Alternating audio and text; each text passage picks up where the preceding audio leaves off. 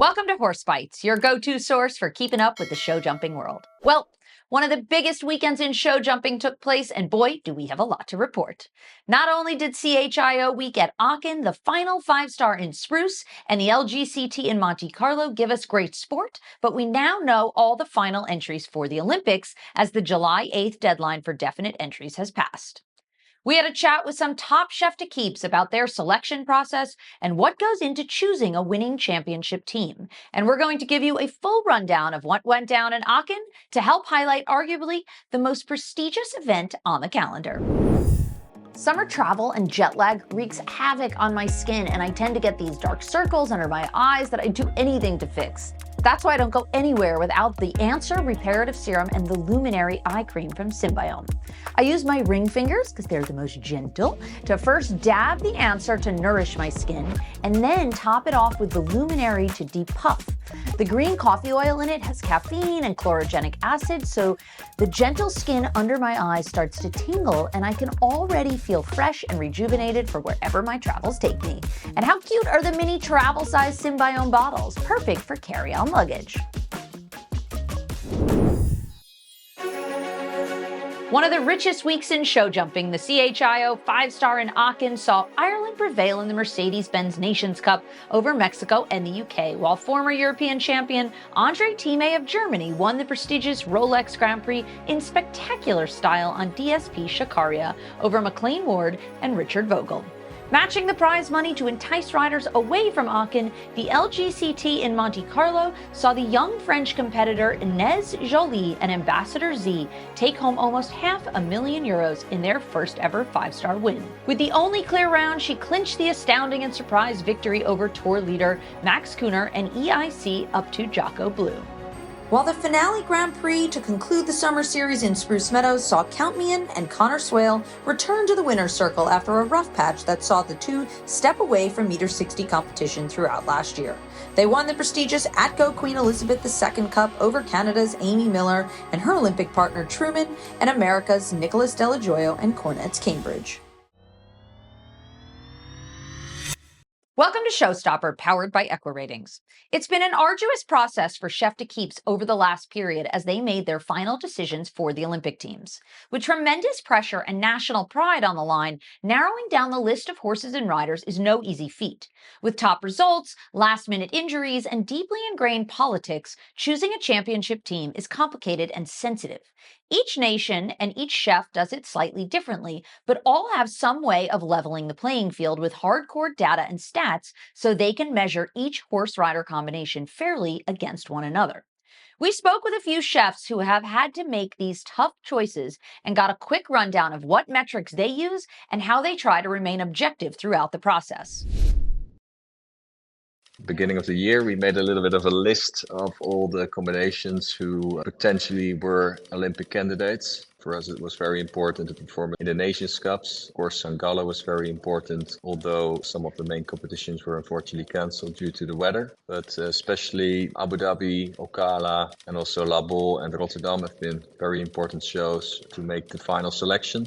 Of course, we also kept the current new format of the Olympics in the back of our heads. And in our case, we really go for 3 riders in the team, and the 4th rider would really be the reserve, would really be the stand-in. And that would mean that, for instance, in case of emergency, the 4th rider would have to, for instance, jump straight away in the team final if something happens with the other 3 horses. And then you really need a combination that is very strong, both mentally, the rider, but also the horse, of course. So that was also definitely something what we have been selecting on in the last couple of months. And it really has been a bit of a mixture between statistics, so really the results, who delivers the most clears, who has the least bad scores in the last couple of months, but also a little bit of feel, like which rider and which horse performs under which circumstances. It has really also been something what we have been weighing in with our final selection.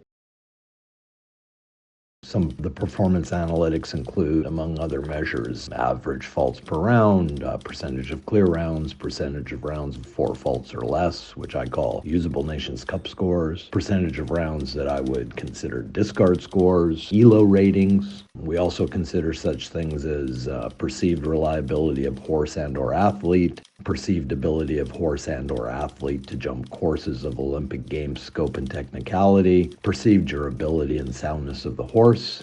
Yeah, it's a complicated process that really extends for a full year before the actual final selection. And as chef de keep, I use all the data and observations that I can to hopefully get the best team possible. Wow, absolutely fascinating. And as you heard, the choices are very difficult, and competition format, current form, and long-term experience seem to be major factors in choosing the best team. The more data they have, the better their selections can be. But of course, there are no guarantees in our sport. And as the official team manager, Chef de Keeps not only have the job of choosing the representatives, but of also fostering a strong team spirit amongst the athletes to help ensure the best performance on the day. Hey guys, make sure to hit the subscribe button below and ring the bell to stay up to date with all the new content. And if you're loving Horse Bytes, share it with your friends and help us create a community around the best our sport has to offer.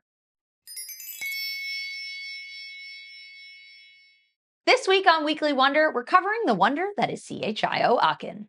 Each year, the week-long festival descends upon the hallowed grounds in West Germany. With show jumping, dressage, driving, vaulting, and eventing, Aachen is truly the most treasured event of the year.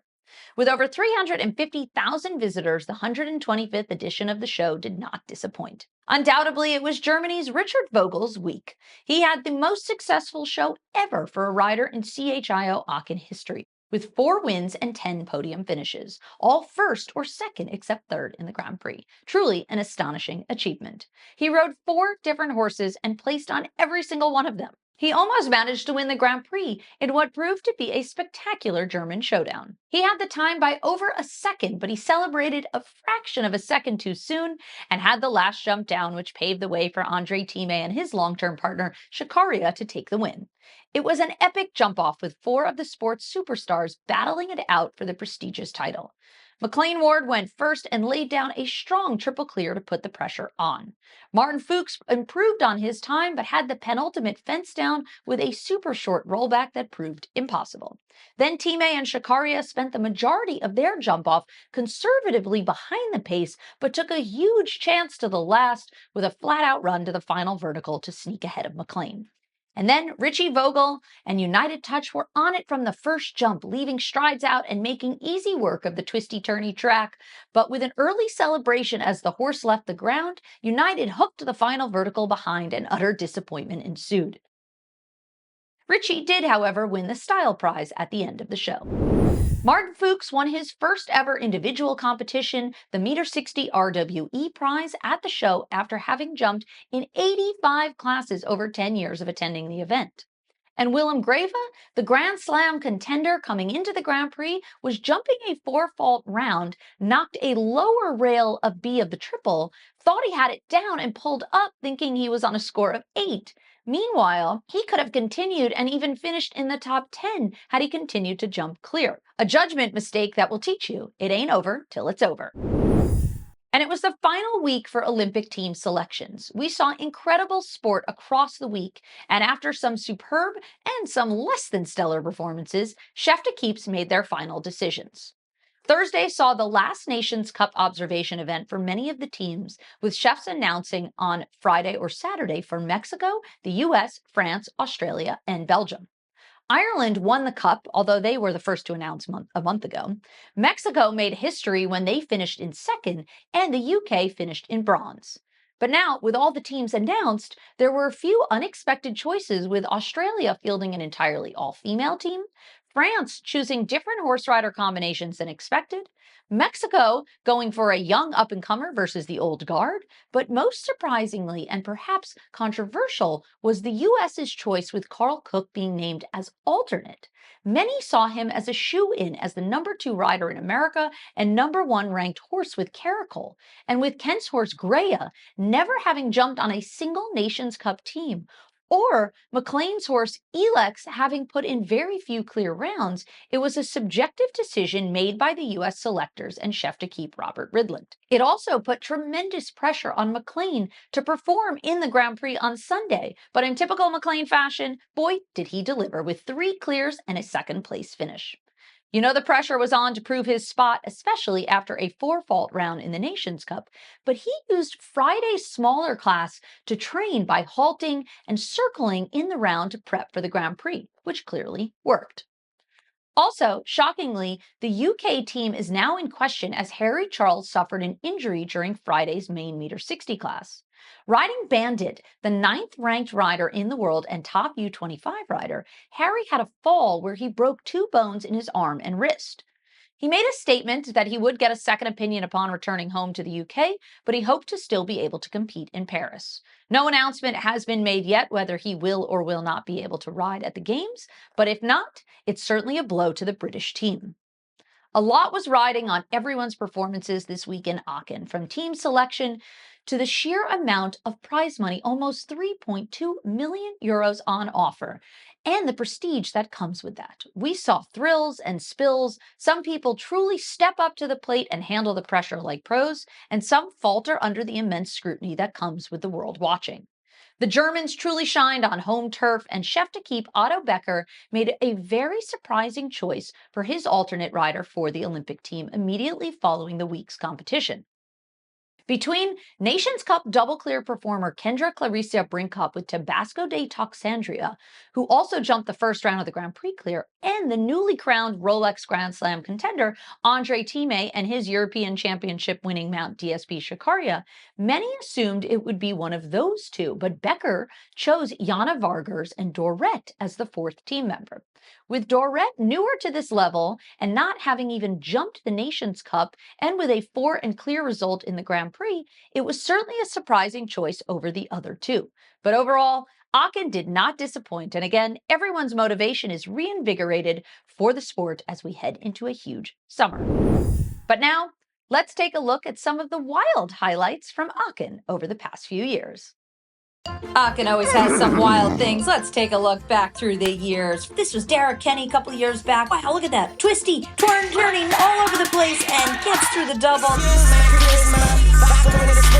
This was last year. Harry Charles hits the plank. It flips over. Hard enough to jump a plank, and it stayed up. And then, of course, talk about celebrating early. Jana Friedrich-Meyer Zimmerman. That was an amazing win for her. But look, sits up. Let's go with both reins. What a celebration that was. And she won the Grand Prix that year. And this, of course, was Richie Vogel this year, trying to make up time, and he jumps over the flower girls and the photographers. Look at them laughing. And they dive out of the way as he leaps through the plants. But those were your wild things from Aachen.